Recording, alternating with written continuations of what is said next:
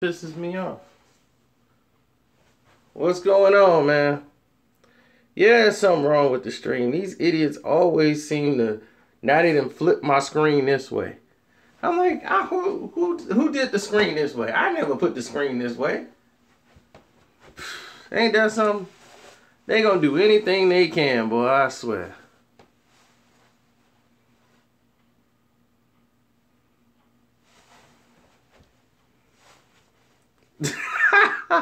Everybody was like, no, no.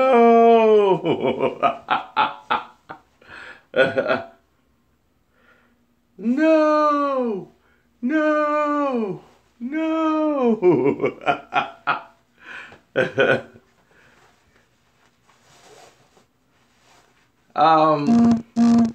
I'm here to bring you some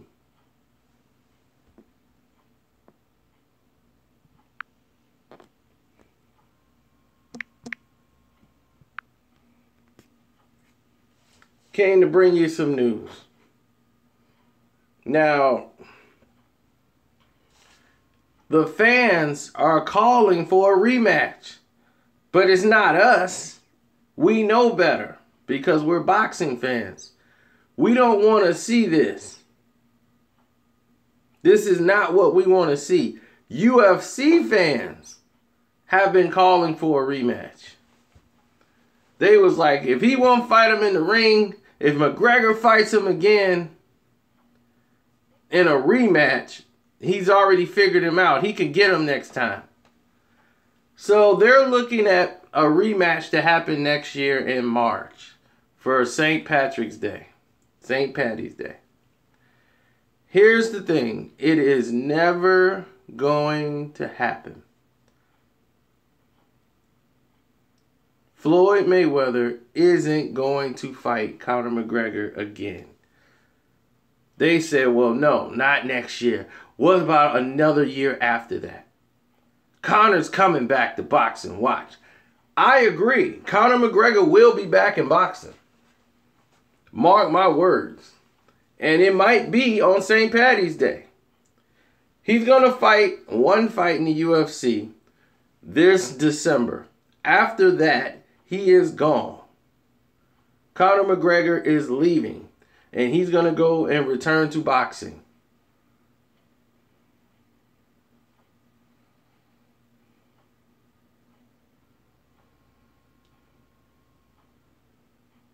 Now, Showtime would love a rematch with Floyd Mayweather and Conor McGregor. They're willing to guarantee Floyd Mayweather $500 million. Guarantee him that much to bring him back.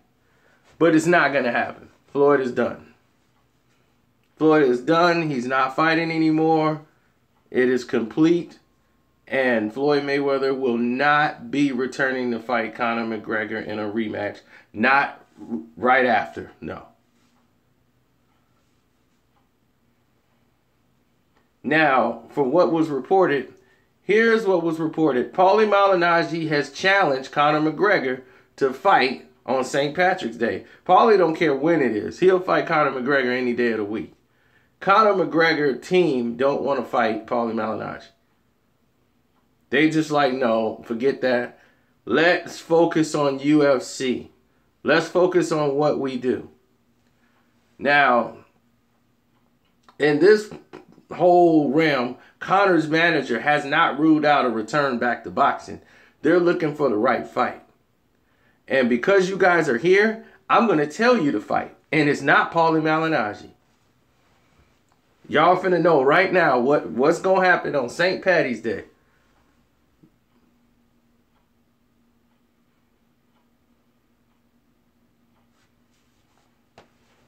I'm going to tell you exactly who's fighting. Y'all ain't even going to guess. Y'all not even going to guess it. I'm going to let y'all can throw names out there. Trey, that's what I do. That's how I know. That's what I do. When I tell you Al Haymon runs boxing and the UFC, you should have believed me.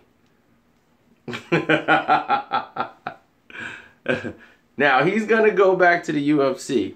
The UFC is going to make sure Conor gets in the roughest fight they could ever get.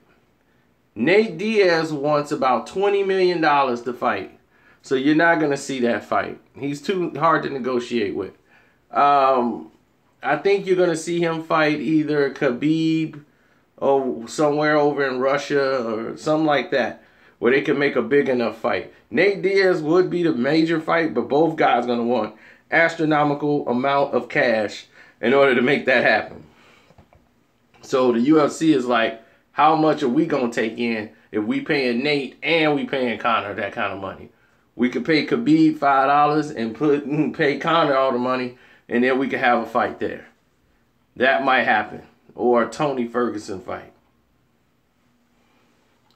Those two fights would make sense. But I'm glad, see, you guys are boxing fans. You guys know things. You guys are smarter than what the general public has put you out to be. You guys know the sport of boxing. So if no matter, you're not blinded by the fact that this guy is this, you know, big superstar that Floyd Mayweather is, you understand that a rematch makes no sense. There's no need for a rematch. At least when you guys here are the boxing fans, you guys are the core, the boxing heads. You guys know better. Now, the MMA fans, they're very delusional. They believe what the fighter tells them in the post-fight interviews. They believe everything that they hear, and they run out of the door and repeat it. So they believe Brock Lesnar is a beast and can't be beaten. I'm like, he's been beaten plenty of times. What are you talking about? But, okay, whatever. So, honestly, when you're looking at UFC and you're looking at boxing, and two different type of audiences, two different type of people, and when UFC tries to tell people about boxing and tell us about the game, it's just like, you go have a seat in that corner over there. You have no idea what you're talking about. You don't understand. The referee stopped it too early. Conor's known to keep going, man. He comes back. He could have kept going. Conor's been down before and he come back. See, the ref should have gave him a chance. I'm like, he probably would have got Mayweather in the last 2 rounds. Huh?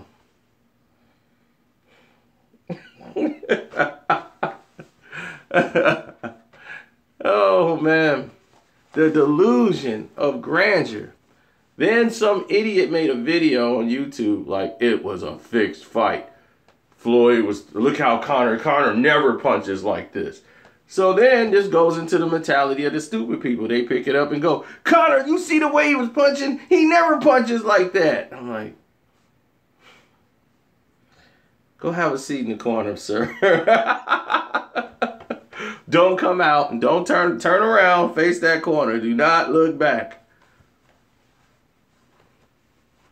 So, Floyd has always said, Conor could dish it. Could he take it? He's always said that. He could dish it out.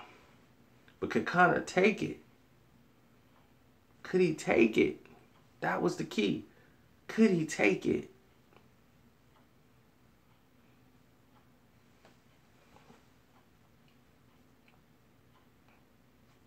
Conor can't punch. A UFC fight, he can't throw boxing punches. He doesn't know how. He does this. He can strike, but he doesn't know how to punch. He's an arm puncher. Boxing is a whole different act. You have to use your body. As you can see, the punches when Floyd lands them from the punches from when McGregor was landing them. You could see it. McGregor was doing all this, lunging, leaning forward, and it was things you don't do when you punch. But you didn't know that until he was in a boxing fight when that was all he had to do. But if you watch UFC, you would assume that he can punch.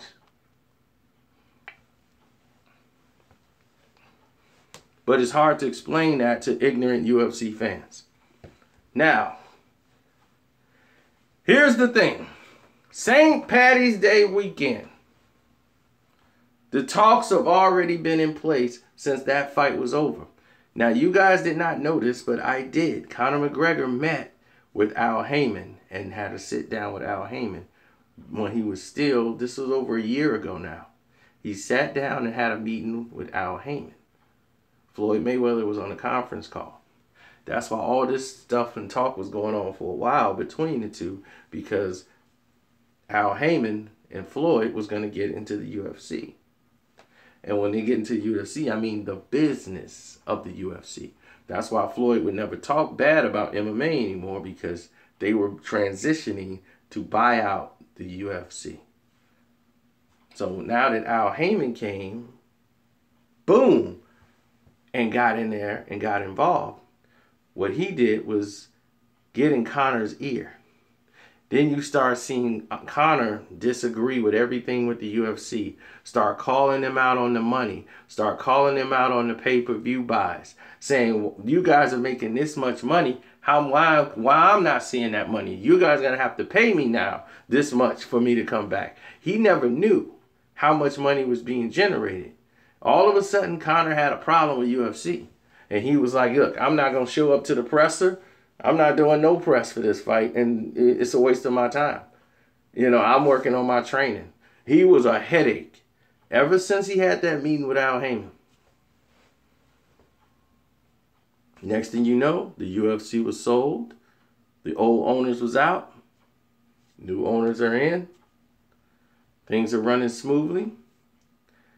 And now Conor McGregor is going to transition on over to boxing to fight Floyd. So when the fight was over, Haymon was in the back. He congratulated Floyd. They talked to Conor McGregor's management, his people, and they was talking about March and having it done the right way. Now I'm going to give y'all one more chance to try to guess who the fighter that they're looking at for Conor to come back in a boxing match against in March.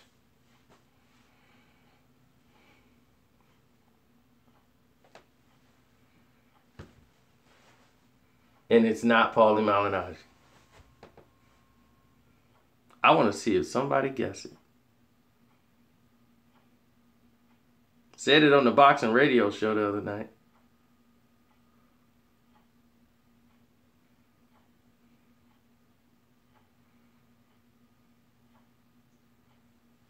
And there he is. Akeem, you must have was on the radio show that night, wasn't you? Because that's the only way you got it.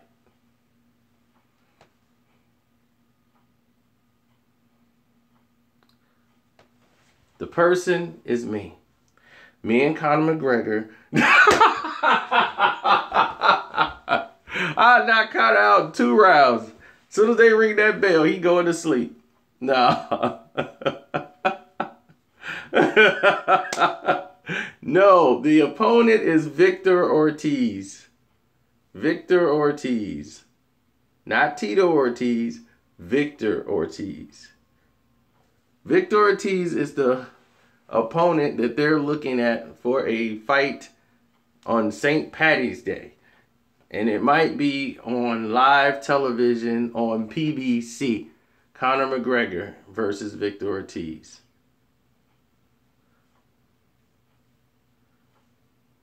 And I thought they would go with Paulie Malignaggi for the fight, but I guess they don't want to do that. They say they could build that up or have that down the road.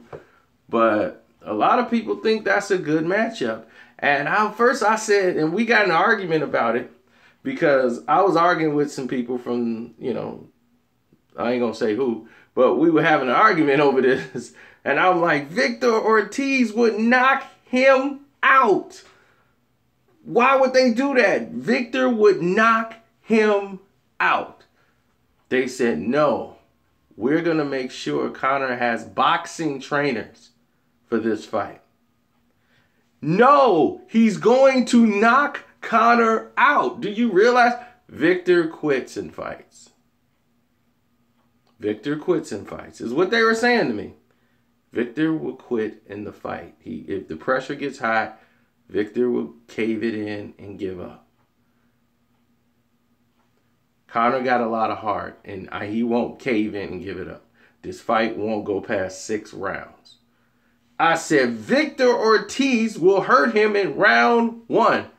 They're banking on Conor McGregor making a better impression against Victor Ortiz because Victor is an action-packed fighter. You know, he comes forward with force. And that's going to bring out a firefight in Conor, and that's what he would like. There's no slickness to him. So even though he throws hard jabs, he's there to be caught. And they feel if Conor McGregor lands a big shot on Victor Ortiz will be knocked out. Or he'll get hurt. He'll get dropped, and then he'll just quit.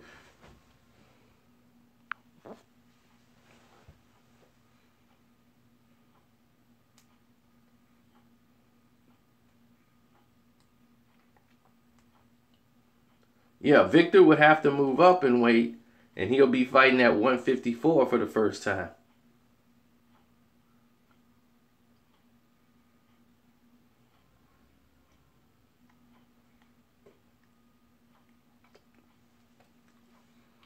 So I get the business side of it. See, I understand their business side of it now that when you explain it and they tell you the opponent, you can start to see the business side of what they're trying to do. If you put a Paulie Malignaggi fight in there with Conor McGregor, that's not going to be that exciting. Paulie's going to be slipping. The promotion will be great.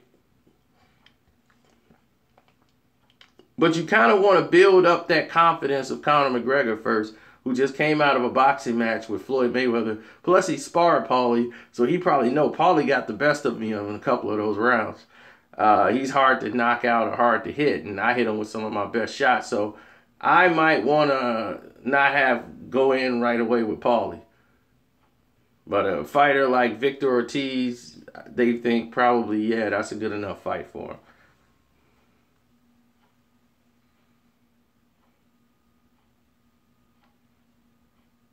Everybody will watch that fight, and you would too, Brown. If Conor McGregor was to fight Victor Ortiz, the world would watch. And they're talking about giving you that fight for free on PBC.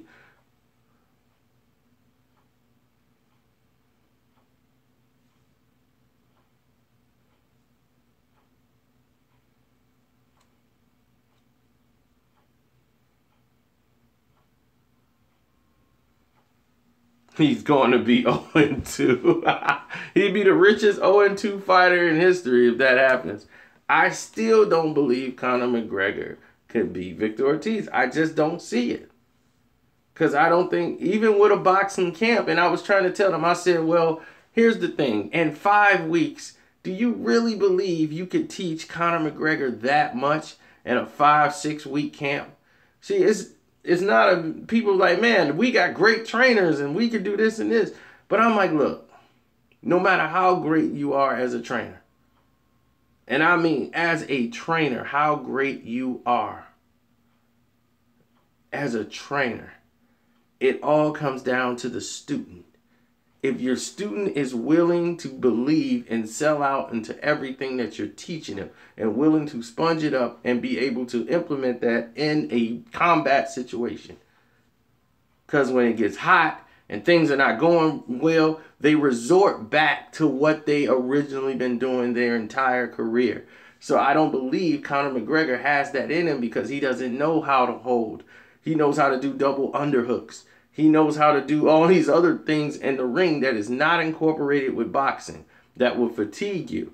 You could do a training camp in which he learns it, he knows what not to do. But when that fight starts, he's going to start going behind Victor.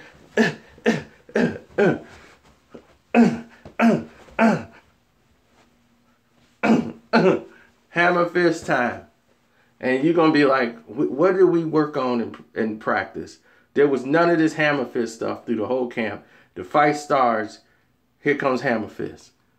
We don't need hammer fist. Put hammer fist away. If you do that hammer fist again. So, this is what I'm going to tell people. It's like, you got to understand. People's like, man, that was his first fight. And it's these UFC shows too. Like, who's the guy, the steroid head? Rogan. So you got Rogan out there, steroid head. He's in there talking about Conor landed more punches than Manny Pacquiao. Manny Pacquiao was a different type of fight. He boxed Manny Pacquiao because Manny Pacquiao is a boxer, is experienced. These guys are experienced boxers. He's not going to fight them the same way he fought Conor. If you watch those fights, you will see he never fought them the same way he fought Conor. He fought Conor as if a father was fighting his son. Come on, son. See what you got. Come on. Yep. Come on. See what you got. Walking him down, walking him down, walking him down, breaking him down. So it's like Pop's working with his son and breaking his son down. Walked him down.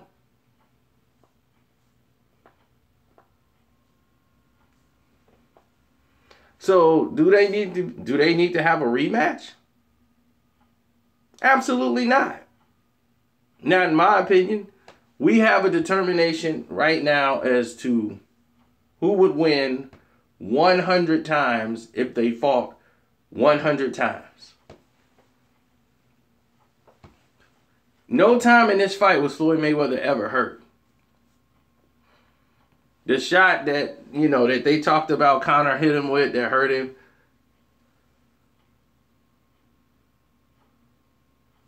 Hit him below in the calf. Hit him in the thigh muscle. The hip bone right there. And everybody knows that shot hurts.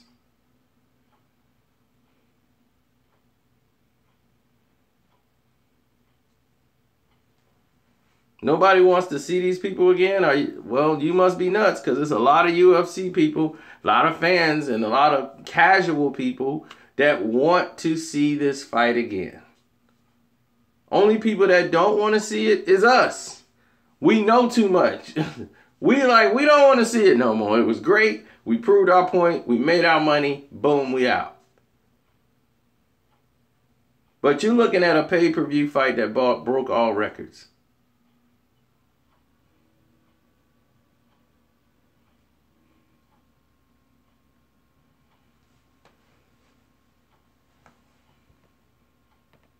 Real boxing fans don't care to see it. We already know who's going to win every time they fight.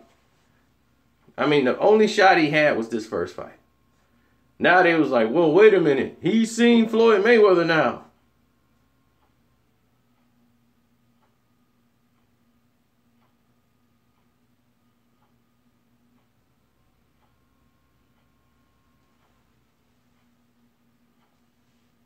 Yeah, well, that's their thing. He's seen Floyd now. This is the UFC fans, the casual fans that don't know nothing.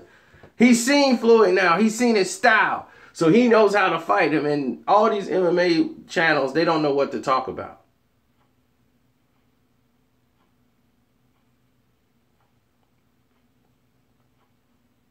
Because they don't know anything about boxing. So all they want to do, they believe, like, oh, he landed more punches than Manny Pacquiao, Canelo, Cotto, all this. He had like almost the third most landed punches on Floyd Mayweather. And Floyd Mayweather is a defensive master. They're selling this narrative, and it's so terrible. Because what they're doing is, this is when you have bad information. And you know where they hear it from. Because you're like, look, I heard that garbage too. And people run out in the streets with this information. And it make them look entirely stupid when they say it. They go up to you and be like, he landed the most punches on Floyd Mayweather. And you know how Mayweather is. He's a defensive master. I'm like, did you see those fights that they're talking about? The Canelo fight? The Mosley fight? No! So you don't know how the fight went. Right? But yet you're talking about it. It's very interesting. It's like giving a movie review to a movie you have not seen. If you watch those fights, you would know that Floyd fought those fights differently than how he's fought this fight. He didn't respect Conor. So he wanted to see what he had, and he realized he could walk him down.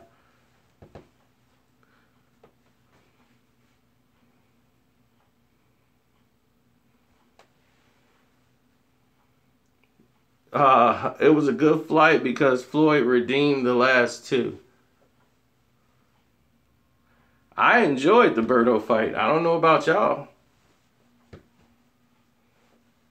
I think he was amazing in the Berto fight. To be that sharp, to be that on point at 38 years of age, slipping, making Berto look just, you got to see the difference in skill level between the two. It was amazing to watch. Oh, and I love the Pacquiao fight. Oh, my goodness. I could watch that over and over. But when you got all these casual fans tuning in for the first time, they're tuning in to see this because they think this is going to be an action-packed fight. And Manny Pacquiao, majority of them were going for Manny Pacquiao. And when Manny Pacquiao didn't win, they were upset because Manny didn't do anything. He had like 2 moments in the whole fight when he had... Then it was over. Ah, my shoulder was hurt. I could not lift my hand. Oh, my shoulder, my shoulder.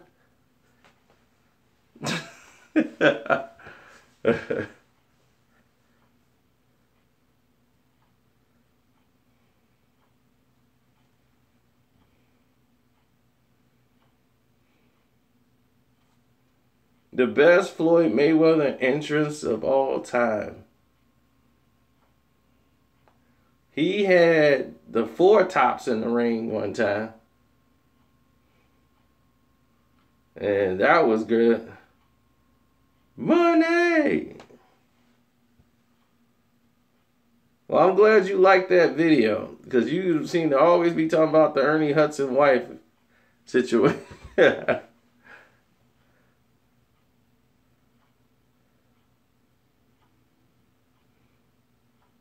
No one wants to be embarrassed. I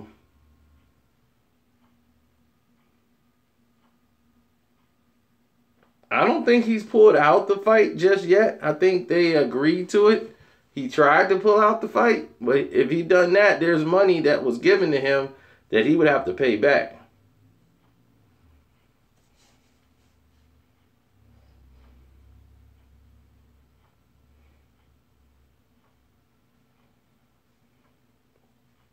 It's basic boxing. And people who didn't know boxing, this was their introduction into it. And they didn't understand anything. And I tried to explain to them is that you can't come at me with UFC stuff either. I know UFC and I know boxing, so I'm prepared. So when you come at me with garbage, I will tell you the truth.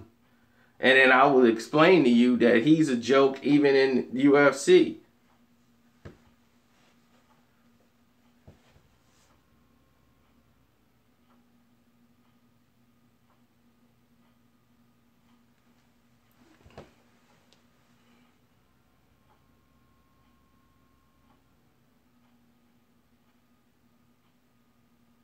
Conor won a lot of his fights because he was aggressive. He was bigger. And the fighters he fought, like Dalloway, a lot of these guys were injured going into these fights. They were hurt. A lot of these guys were hurt. Conor McGregor was sweating down to make this weight. And once he make the weight, he'll balloon up to whatever he feel like, and then he'll just crush him.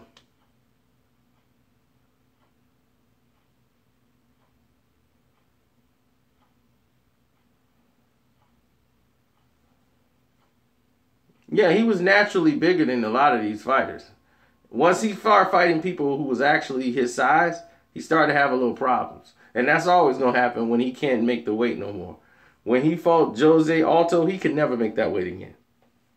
That's why I said Aldo would have to, Aldo would have to move up.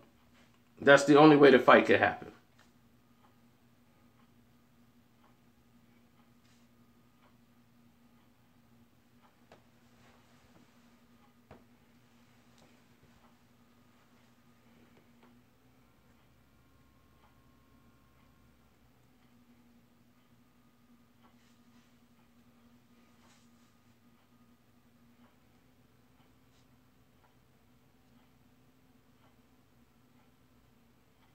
As big as Conor McGregor is, if he fought Mikey Garcia, who's 140 pounds, in boxing, Mikey Garcia would hurt him and stop him.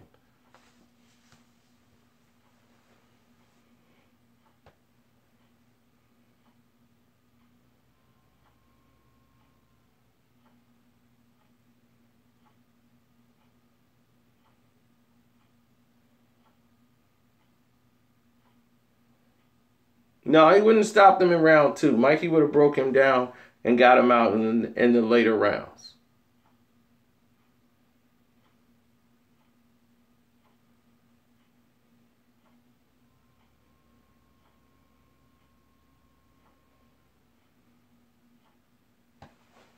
Well, a lot of people have said that. People said, well, he would have destroyed him. But that's not the fight they're looking at. Al Haymon is an advisor to Conor McGregor's management team in silence. A lot of you guys forget Al Haymon had a meeting with Conor McGregor over a year ago. And guess what they talked about? We see it now, right? So you know that they've talked about this. They spoke on it. And this was where they were going. So you're like, wow. If this is what they were attempting and this is what was on the table, how did we get there? Because Al Haymon runs the UFC and he runs boxing from the back.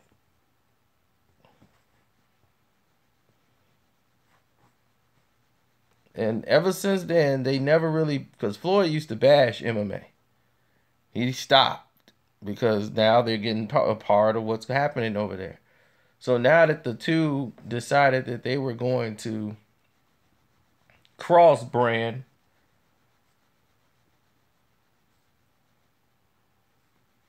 it made more sense. It made more sense for them to work together. And now, right when the fight was over, as soon as the fight was over, they went ahead and came out and concocted what they would call the greatest event of all time. And now, since they've done that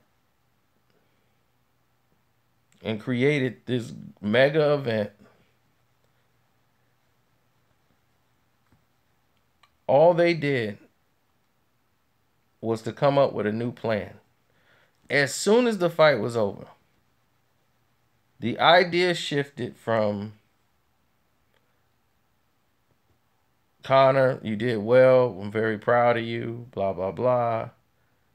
It shifted from that to this is where we're going next. This is the next step. This is the next moment that we need. We're looking at March, St. Patty's Day. We're going to start looking at available dates to get Conor McGregor in the ring with Victor Ortiz. Now, they're looking at probably doing a PBC fight so that the public can see it. And I'm shocked they wouldn't come with Paulie Malignaggi because the fans already, UFC fans already hate Paulie Malignaggi. And they're like, well, we could put Paulie Malignaggi in a pay-per-view with Conor McGregor down the road if he doesn't fight Floyd again. Because Floyd's not coming back. So we can have Conor do that down the road. He's going to do one more fight in the UFC, and that's in December. And then that's probably it for Conor in the UFC. So the UFC is going to make sure Conor McGregor loses this next fight. If he fights Khabib, he's going to lose. They're going to put him in with the guy that can beat him and destroy him.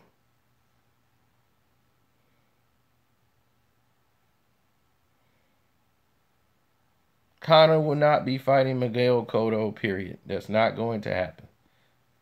Miguel Cotto is going to fight Canelo Alvarez. That has been done way before this fight here. I told you that is his last 2 fights for over a year. This was the goal. Tune up and they was gonna fight Juan Manuel Marquez. They couldn't get that fight going, so he broke from Rock Nation. Once he broke from Rock Nation, it went from, okay, Rock Nation's done. Where do we go from here? Oh, I know where we go from here. I know what we need to do.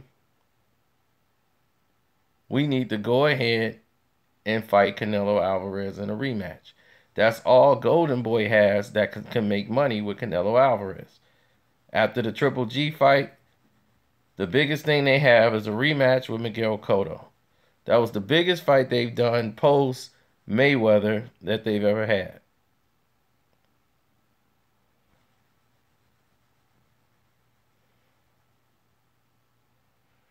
Well, here's the problem. Marquez said Cotto has to come down to 147. He was not interested in going any place higher than. He can't make it.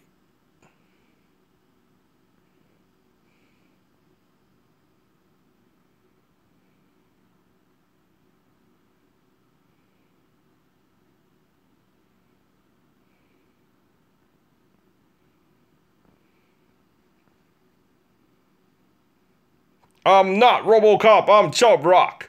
Oh, oh, oh.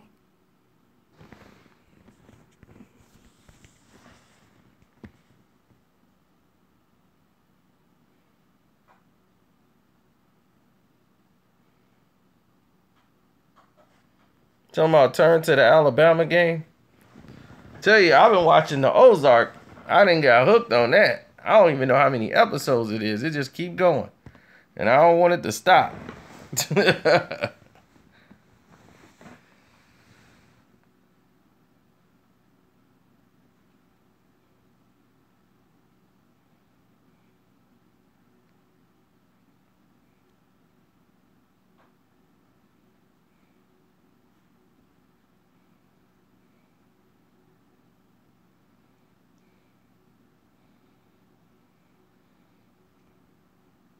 I'm telling you, the Ozark is so addictive. I'm out here trying to wash money. I'm like, I need to wash money. And I'm like, wait a minute, I don't need to wash money. What am I what am I thinking? I'm throwing my money in the washing machine and everything.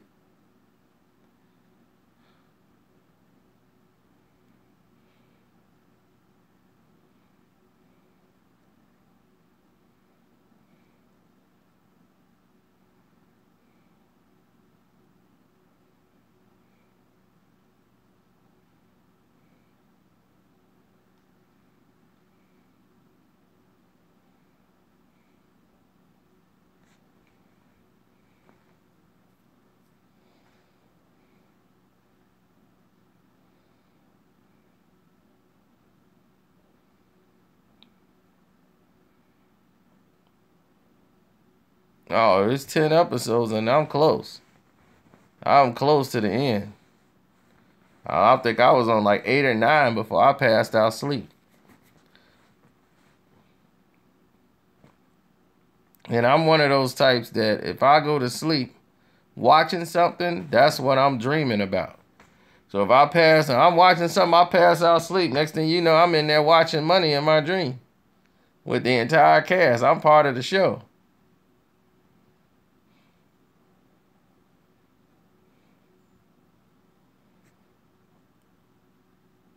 Is Errol Spence fighting Lamont Peterson? I didn't hear that was happening at all.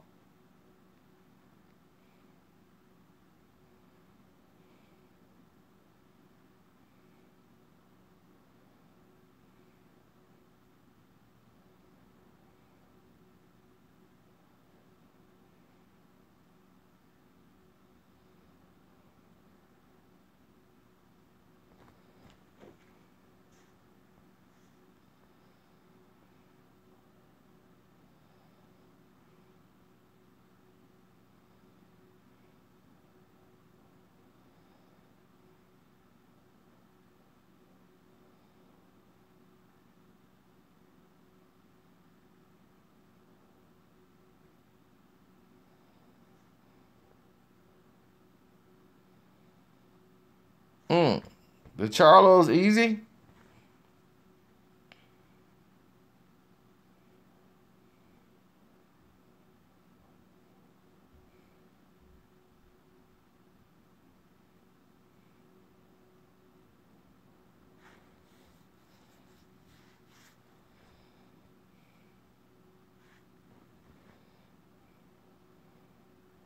I want to see Hurd versus the Charlos.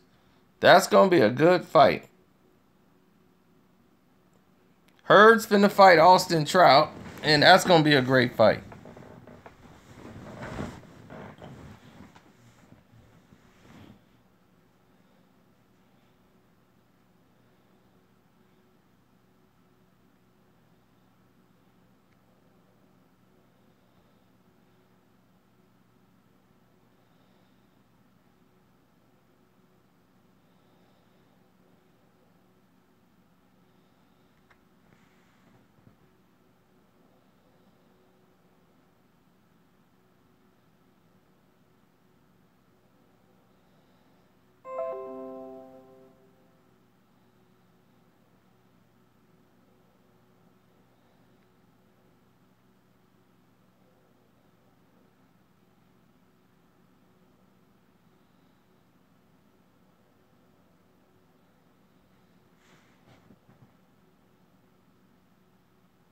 You think they negotiating already? Uh-oh.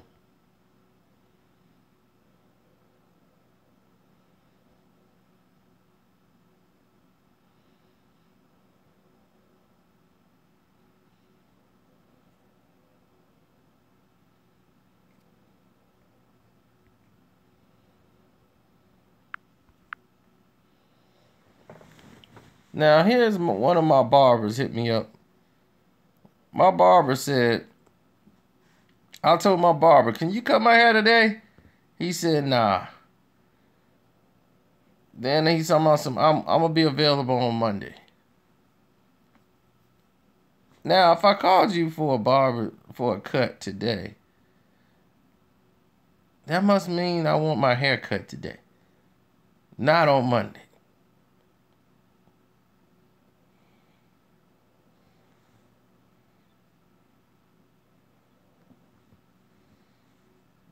Mcgregor versus Kevin Durant.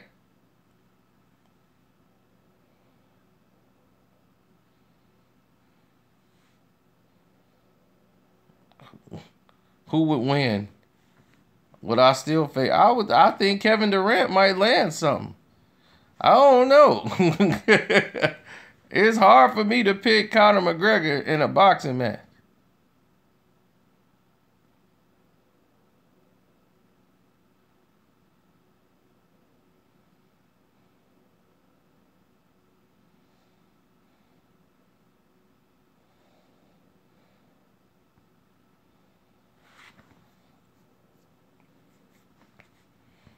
So y'all tell me right now, since the majority of us are already here, how many of y'all want to see Conor McGregor versus Floyd Mayweather in a rematch?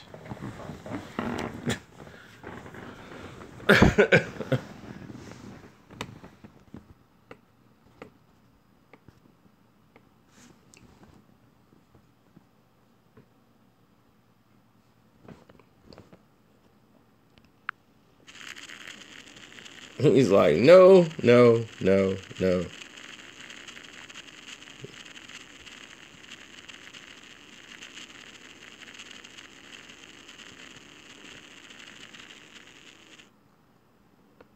Okay, great. So, how do y'all feel about the plans of Conor McGregor squaring up against no one other than Victor Ortiz? How many of y'all want to see Victor Ortiz, Conor McGregor in March?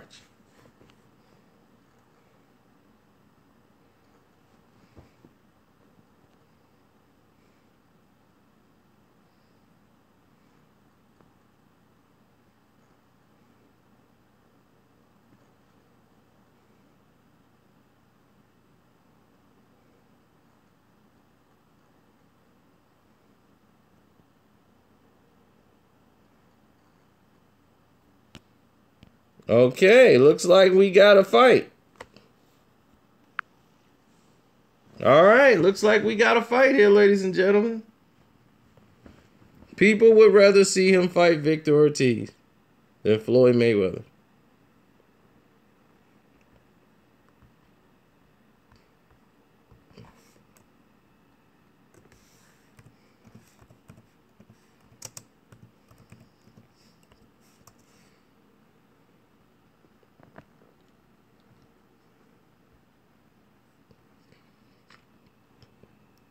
Plus, Victor's crazy. And Al Haymon can help make that money off Victor that he never got back.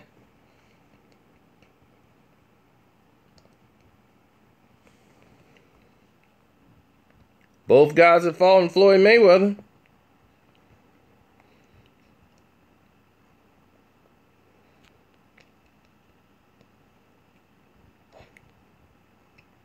Victor's troubled. He's kind of crazy.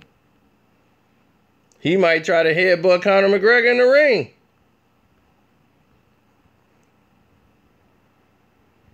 I think it makes a lot of sense.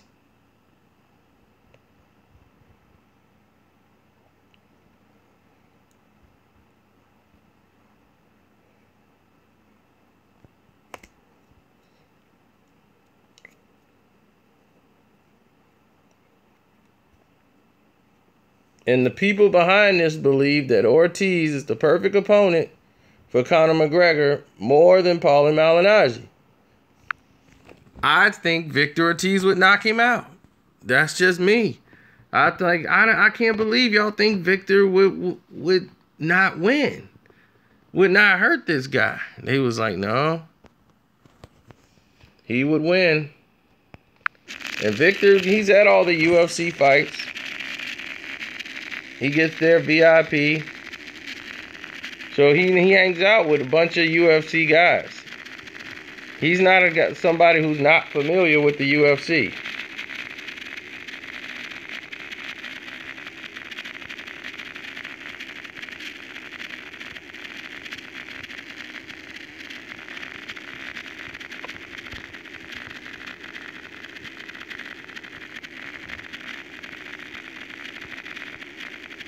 No, Andre Berto is talking about going to the MMA world.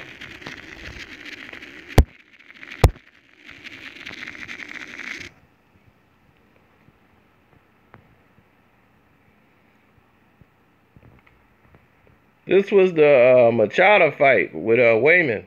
This was like UFC 175.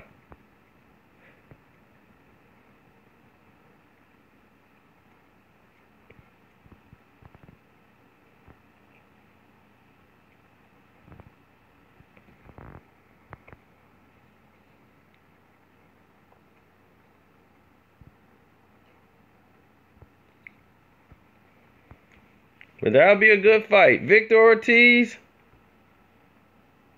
A lot of people think Victor was going to quit if he fights Conor.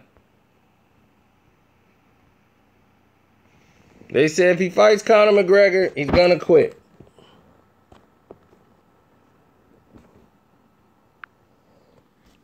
But you guys don't believe that.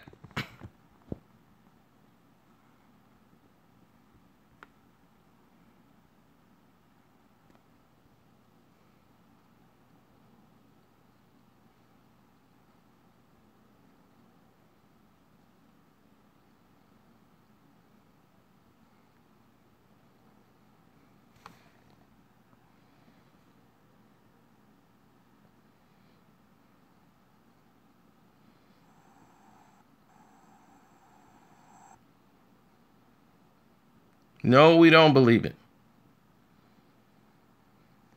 50 versus LL Cool J. Don't do it.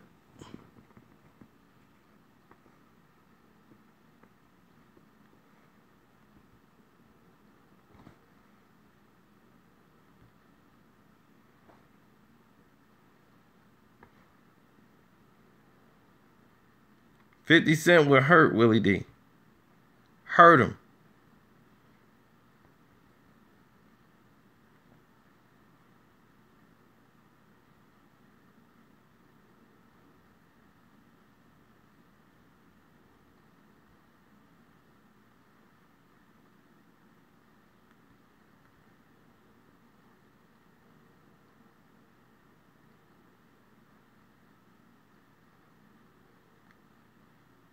That's understandable for you to say that. What about Sway? Sway in a boxing fight? That'll be something else. Celebrity boxing. Put celebrities in there and see if they could box. We already saw what happened with Sticky and that drummer, that failed MTV thing. Oh my God.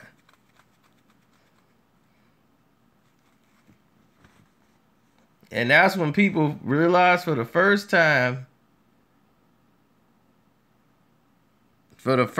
they realized that muscles don't win fights.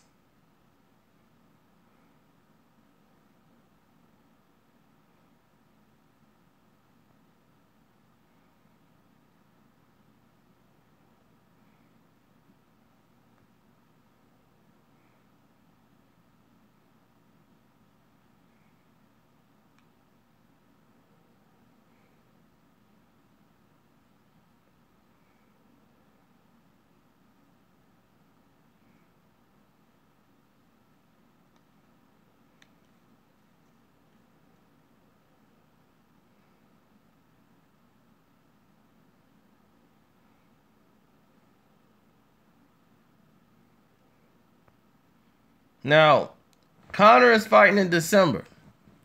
Who should he fight from the UFC? He's fighting the UFC in December. Who do you think the opponent should be?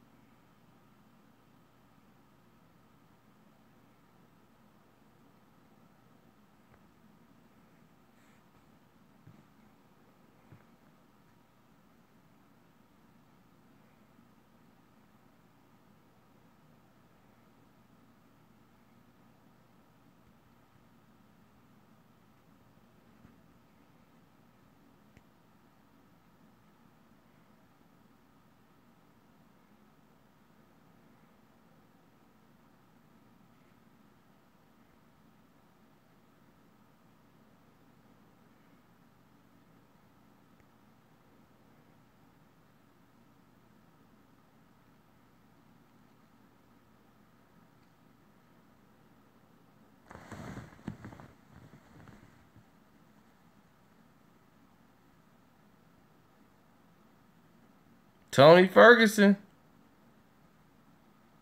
It's looking like more Tony Ferguson and Khabib. More than Nate. Wow.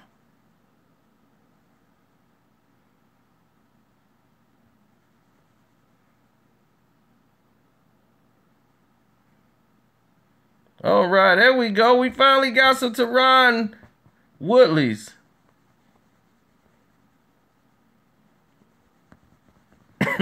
I know he's probably getting tired of being called Tyrone, but yeah, I understand what y'all saying.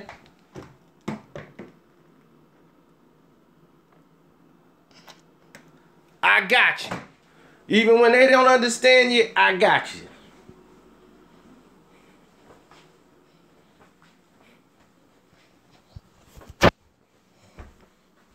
Oh, y'all asked me for the Rick James story. The Rick James stories is coming right up. It's like dinner on the plate.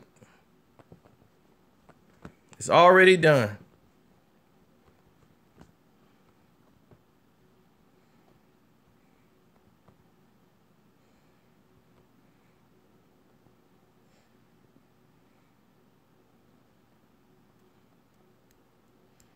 Hood stories, I can tell you about 30 of those.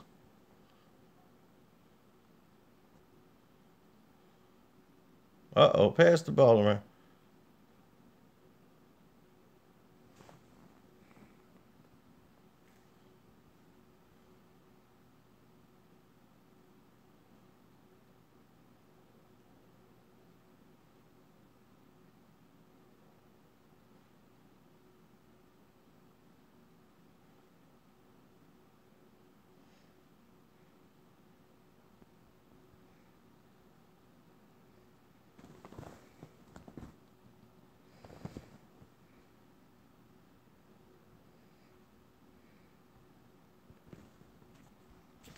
Oh, yeah, I forgot Power coming on tonight.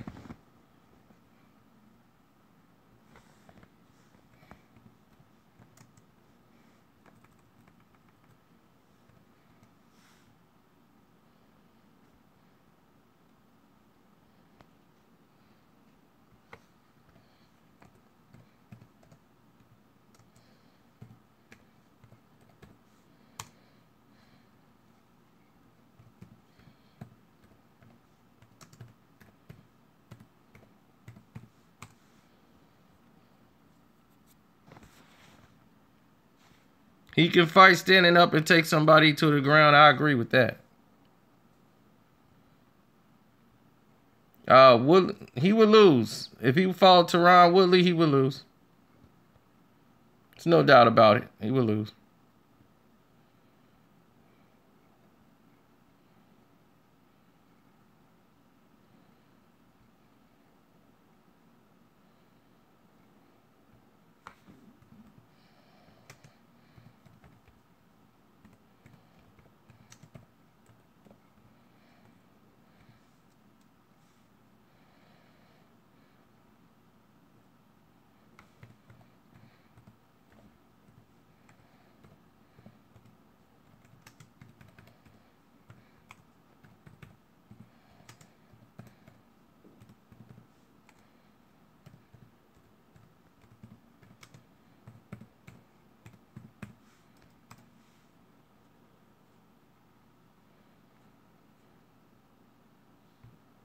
Oh, fake Meek Mill, he was here earlier, but it was too much boxing talk for him.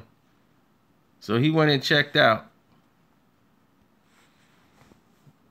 Why don't I cover Anthony Joshua? What is Anthony Joshua doing that I need to cover? Last thing he did was fight Klitschko, and we covered that. Plus, when I cover it, the people overseas, Sky Sports and all the politics they do, it gets bad because everything with them gets really bad because of the simple fact that they like to put flags and restrictions on everything that you do.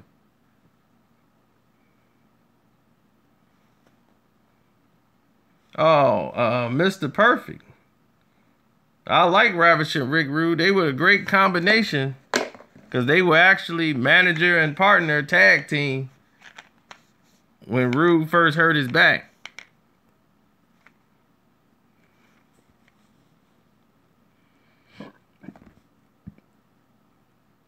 But he didn't have more moves than Kurt Hennig.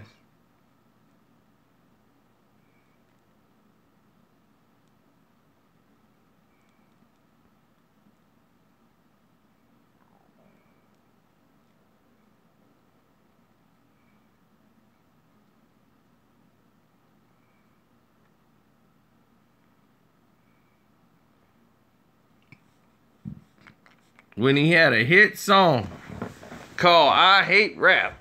That song was hilarious. I like NASCAR racing. Rich Petty is the king. They call me a redneck. I say that's a beautiful thing. The only thing I can't stand is a bunch of crap. I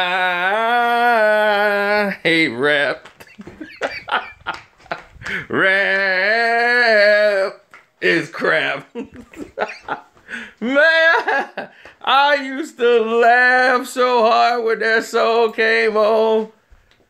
Man, that song was so hilarious. Whew, the West Texas Rednecks. Who remember who was all a member of the West Texas Rednecks? All the wrestling fans out there.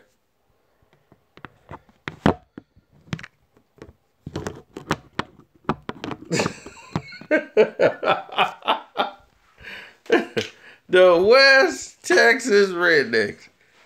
Oh, man. Barry Windham over there on the drums.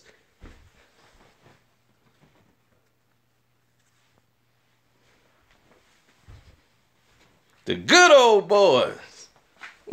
They had a band. They was an actual band.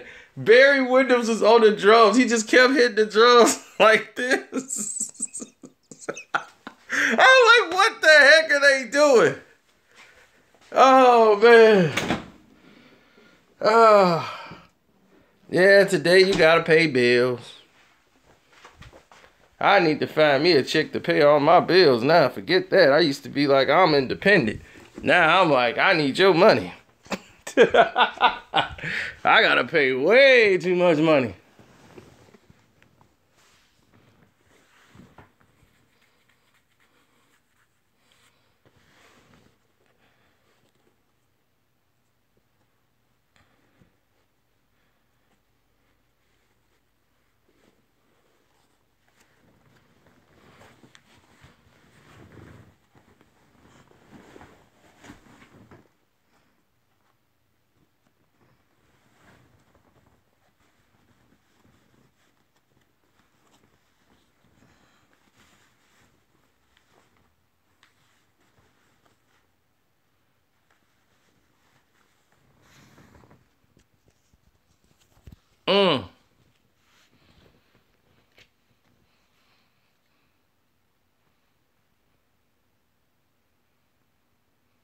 McGregor has a brain injury.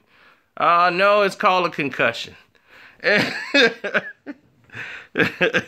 That's all it's called, a concussion. He was concussed in the fight.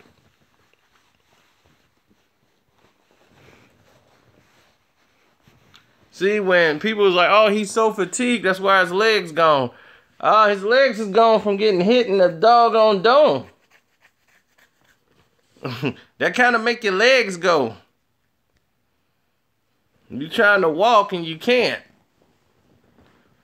He looked like this dude Ralph at the bar. I'm fine. I don't need a cab. They're like, he's going to waltz out in the road and get killed.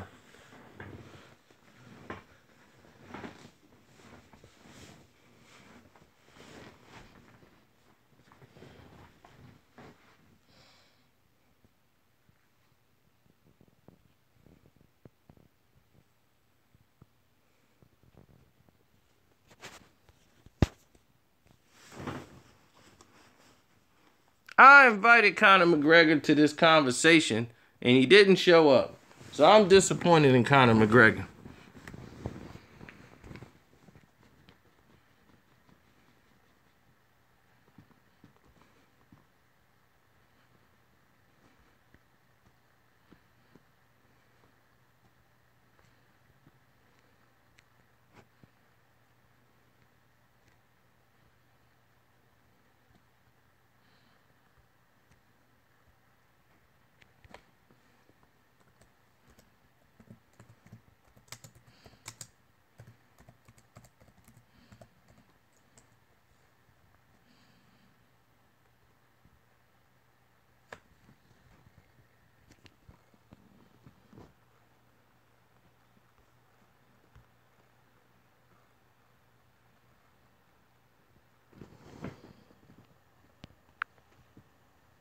McGregor. He's coming back.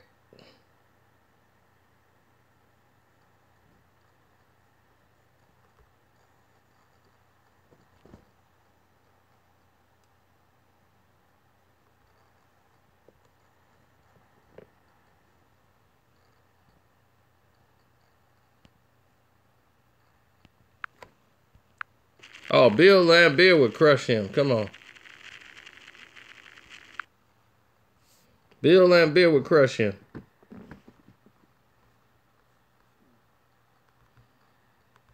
But Paulie Malignaggi in shape. There's no way Conor McGregor can beat him.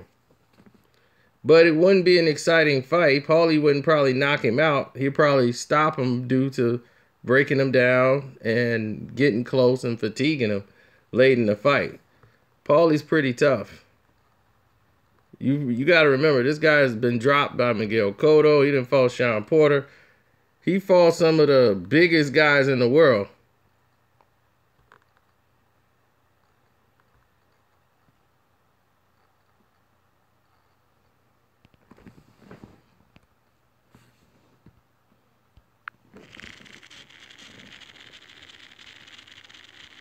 He was the European champion, two-time world champion, and a lot of people would say in the UFC they'd rather see him fight Conor than anybody else for Conor McGregor.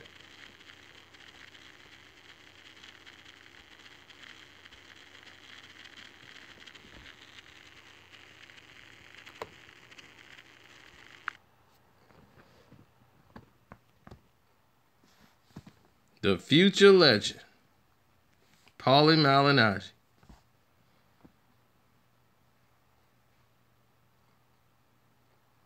What's up, Darius Moore?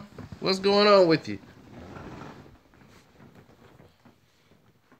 These people talking about Michael Jordan can't pass. Only LeBron James could pass. Let's see what Jordan could do. Bip, bip, dip. Ow! Dropped it off the pip.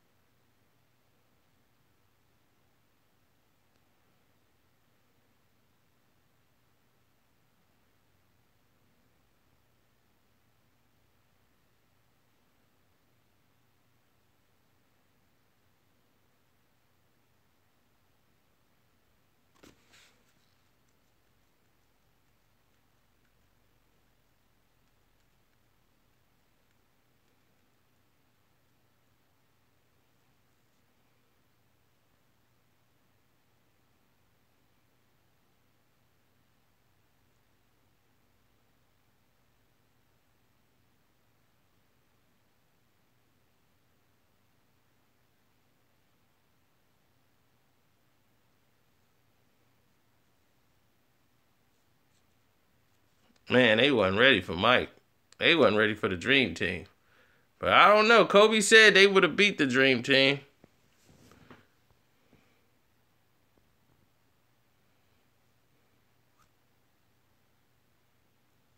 Drop. Chris Muller.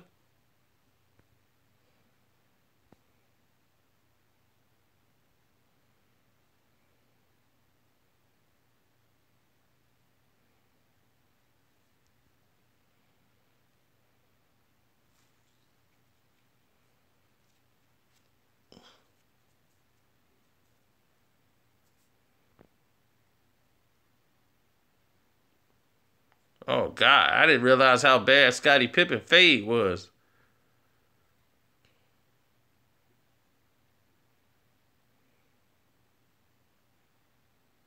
Oh, that was a foul, ref. My goodness.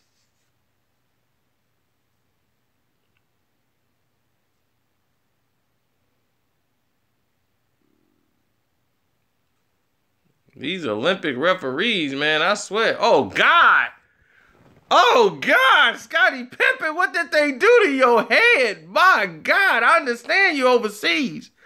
Oh, my God. That's the worst haircut I done seen on the court. Oh, my God. Look what Scottie Pippen had to work with. Over overseas in the Olympics. What in the world, Scottie Pippen? Oh my God. Whoever told you this was okay? My God, Scottie. The Dream Team gonna lose because of this fade. Right here. That fade is that hurt the original Dream Team right there. There was no way they beating Kobe. No way. Look at that fade. It's over. That fade did it in. It ain't, oh my God, it's so brutal. You would have had to just cut it and went ball. I'd be like, nah, man, just cut it all off, bro. Yeah, cut it all off. I'm ball for the whole trip. Yeah, I'll let it grow back over the summer. Yeah, you done did me in, bro.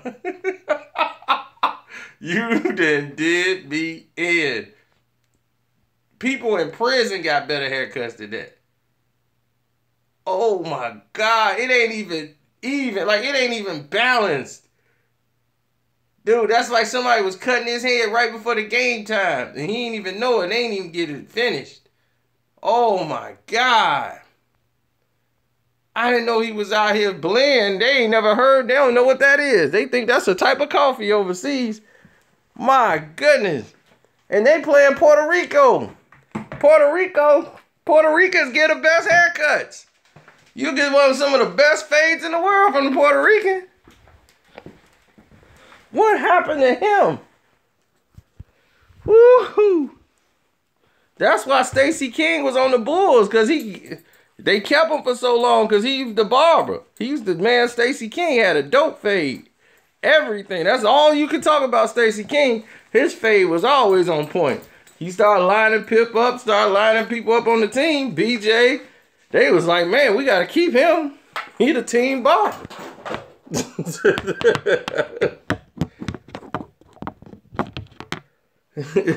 Ticked off his barber. He ticked somebody off. Good Lord. I'm late. I'm supposed to be out of here. I got things to do. People like, you gonna miss the Mayweather fight? Like, I'm gonna miss something I already seen.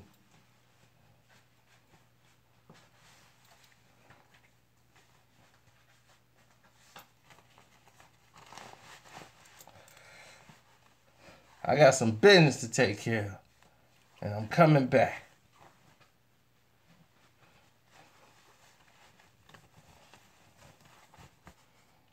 Gotta show off the magnificent body, of course. Made of steel. Stronger than U.S. steel. For real. Got my floss, the minted floss.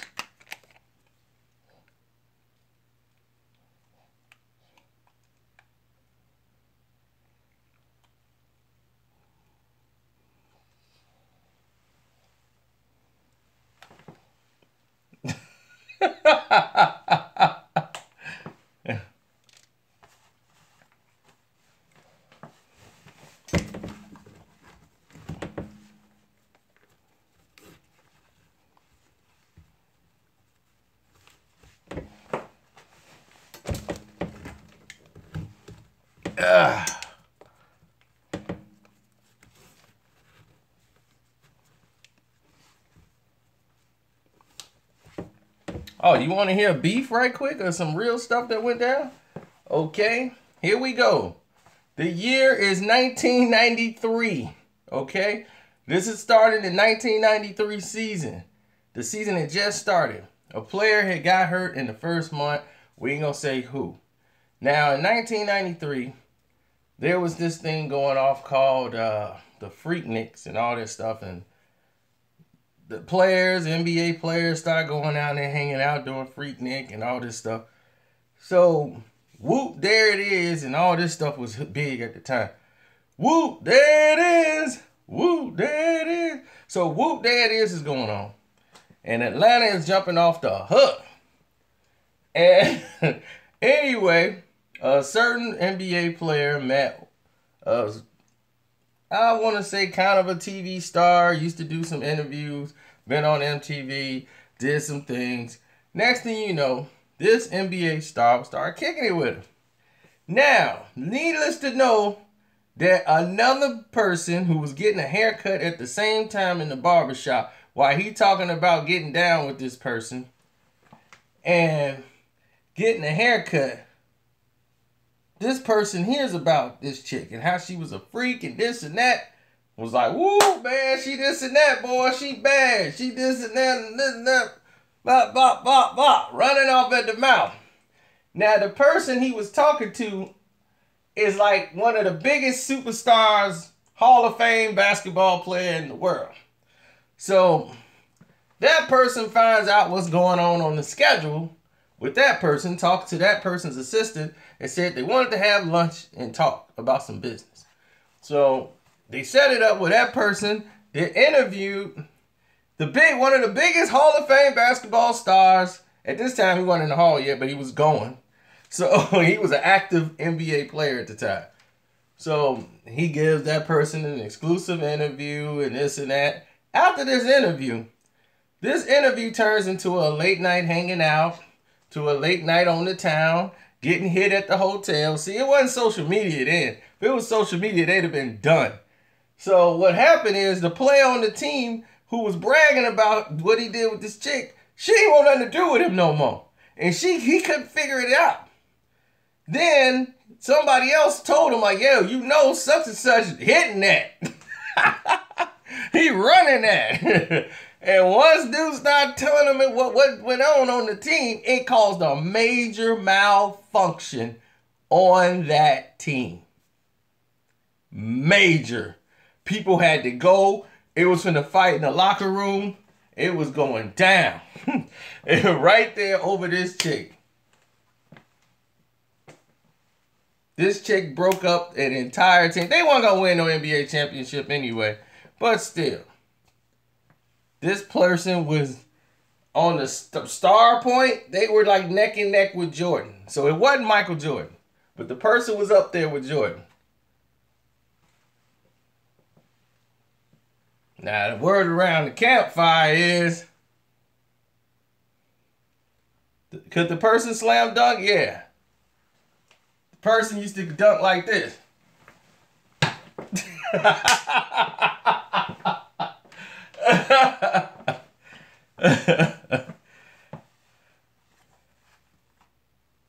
So,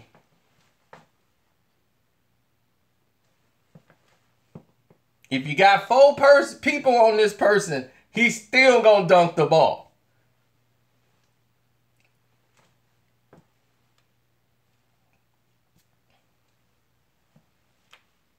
No, if I told you that, then you know the whole story by then.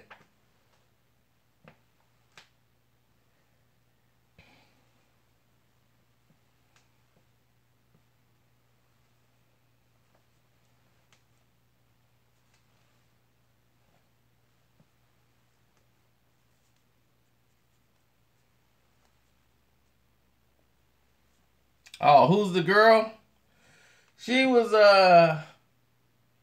kind of cute chick. I would say she's about my complexion. And she kind of talked with a little British accent. That might be saying too much.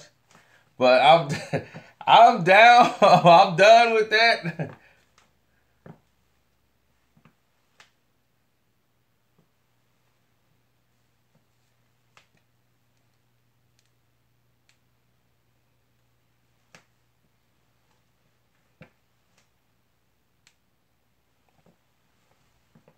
But it caused some friction within the team.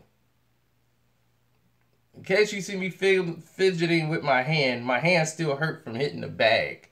From like, this how you know you're getting old. The stuff ain't recuperating in time. Boom!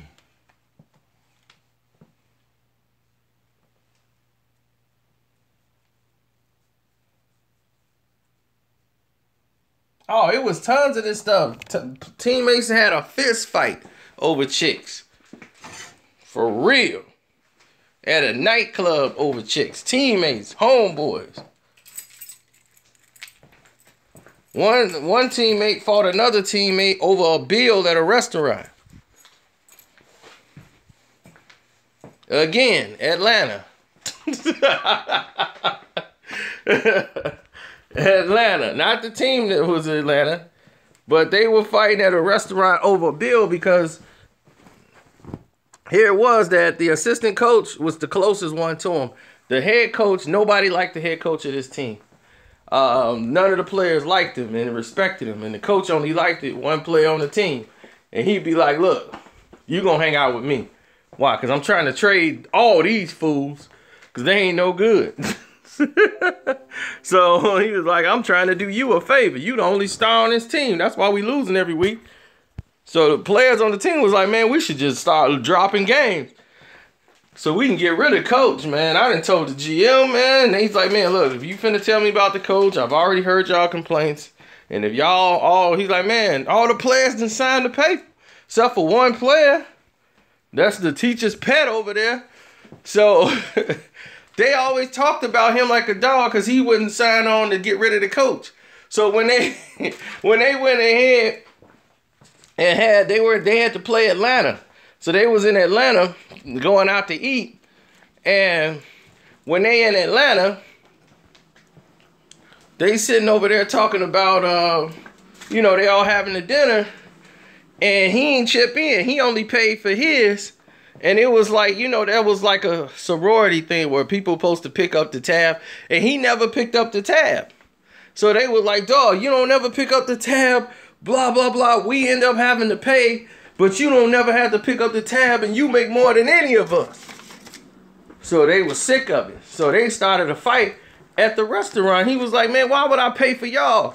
And pay for y'all food. Y'all get money like I get money. Pay for your own food. I ain't paying for y'all. Y'all do is sit up here and talk about me like a dog every day. Every day going to talking about, man, y'all talking about me like this and talking about that like this. And that.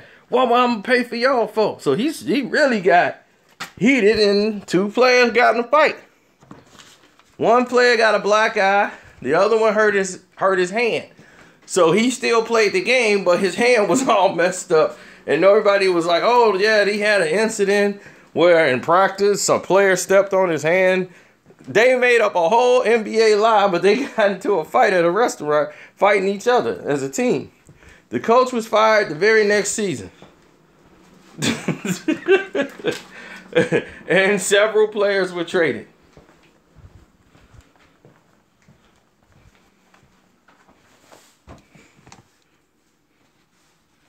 Let's see if you can guess what team that was.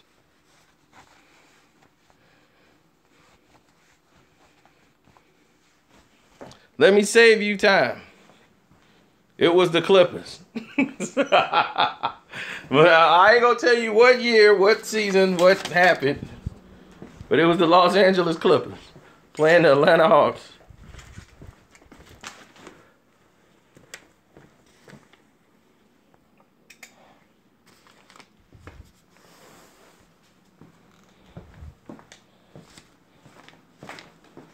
Well, of course, I said the head coach got fired. I mean, Doc's still there, so it would be happen. It would happen to be pre-Doc.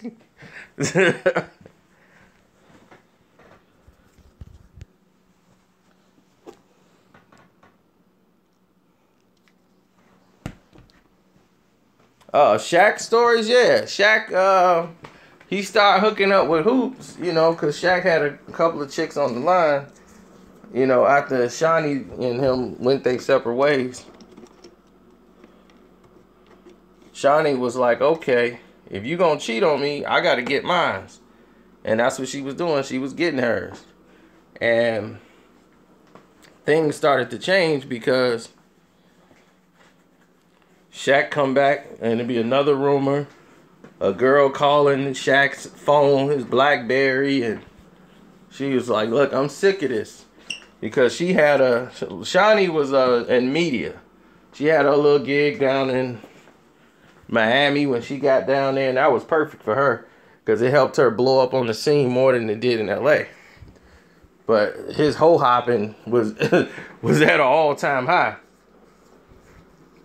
Shaq was paying for like 3 chicks' apartments. Shaq he had girls on the, like, he bought furniture. Shaq is so big, he gotta buy special furniture just so he could chill at these chicks' houses. So if you dating Shaq, you gonna have like king sizes. You gonna be like 5'5", trying to reach stuff that's way up there. They be like, girl, what you buy this for? You know, I like big stuff. Can you hand me that step ladder? So Shaq had all these chicks in there and, you know, doing his thing. And Kobe was, you know, Kobe was there, saw Shaq doing his thing, and it's like, oh, okay, so this is how it works. So Shaq showed Kobe the ropes. Like, this is how you handle these situations. Like, Shaq done had chicks like, I'm pregnant, Shaq, and I'm keeping it. Oh, no, you ain't. You finna mess up my deal. Shaq ain't finna have that. So Shaq took the chick there. His agent had to go get the chick, cut the money, slide it to her, and all this stuff. So Kobe learned all these moves from Shaq. So Kobe thought, okay, well, this is a situation, you just throw money at it, and it go away. So when he was talking to the investigator, he was just like, come on, man. He think, man, I seen Shaq do this. So everybody like, Kobe rat it out on Shaq. And I'm like, Shaq already been busted. Shaq been busted 1,000,000 times. So the last straw when she finally said, that's it, it's done. Shaq was done. She cut Shaq off for real. She got her a new dude. She got Shaq money. The kids is her with her. Shaq is already kicking money down. Shawnee kept her mouth shut as agreed. She never talked about Shaq's personal life and nothing. So Superhead was the only one to put Shaq on blast.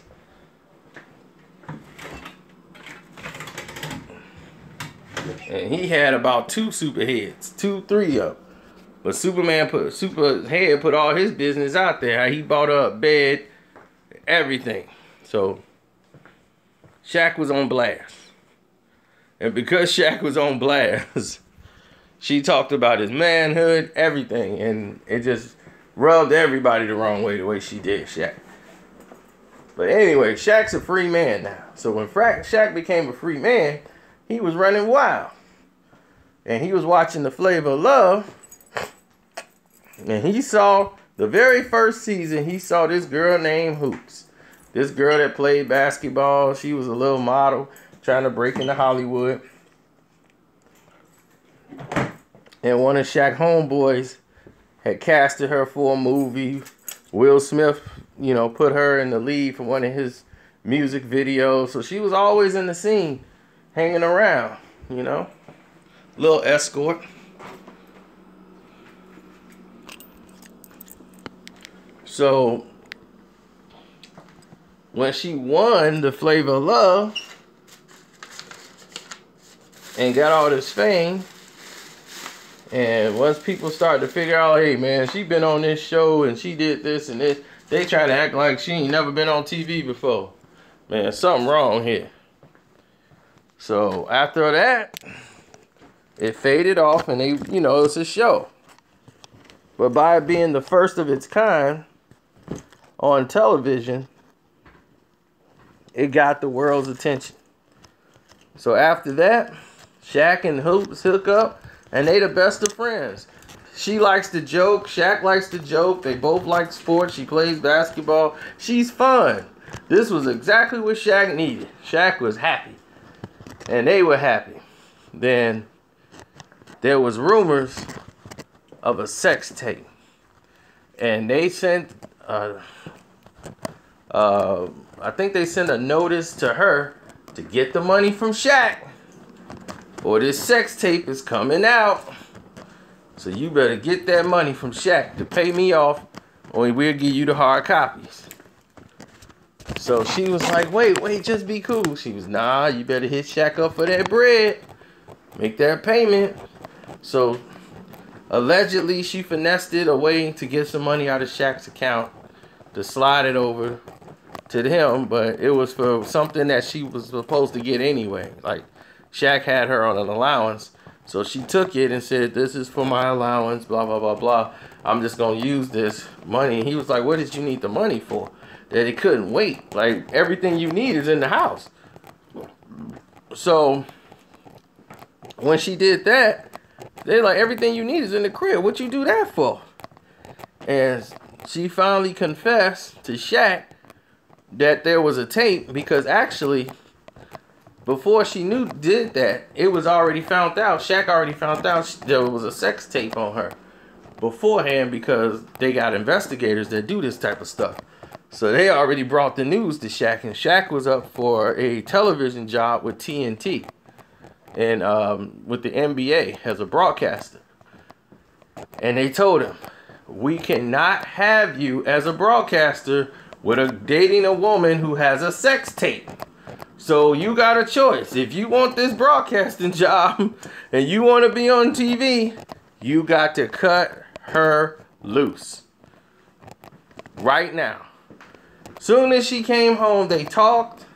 Shaq told her, this is it. It's over. I'm sorry. And she was like, what? Like, on the text message, she couldn't believe it. And she had already confessed to him what happened.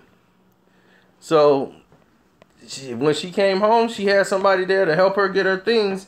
And she thought she was going to be talking with Shaq. Shaq wasn't even there. Shaq was already out the house completely. And he had some assistants there to help her pack her things to get her out. She had to go right then and there on the spot. So that's what happened to them. He had no choice. And she was hurt because he didn't stand up for her. But she didn't cheat on him and do him wrong. A lot of people would say, "Oh, she was just cheating on him." She really didn't. She didn't try to take his money. Nothing.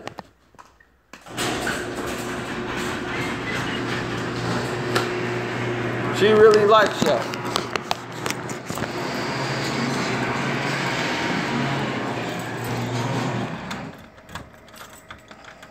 And Shaq really liked her.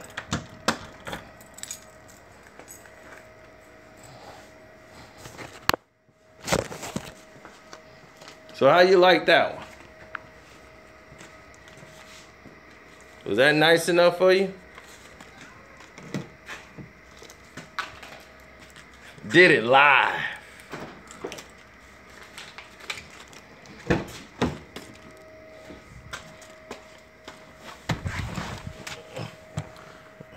Where's the I don't believe it guy? Where's the you lying guy? That always pop up. You lying, man, you lying. Then he come out later down the road. Yo, man, Cito was telling the truth. Like, everybody now is tripping over my Shannon Sharpe. That Shannon Sharpe video I did with him and Tony Gonzalez over a year ago.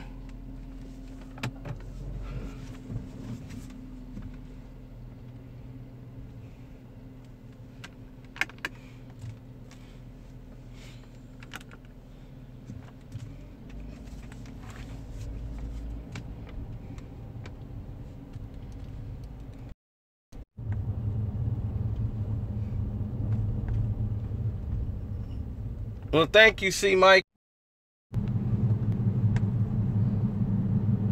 I agree with you, C. Mike. So yeah, $1 on that show, on my video, and I told you they competitive. They really like each other, but one always feel that they better than the other. Tony is an all-around nice guy. Shannon has an ego, and if you bruise that ego, that ego is part of his greatness. And if you bruise Shannon Sharpe's ego, you're gonna have problems. But I'm out of here. I gotta get out of here, y'all. Be easy.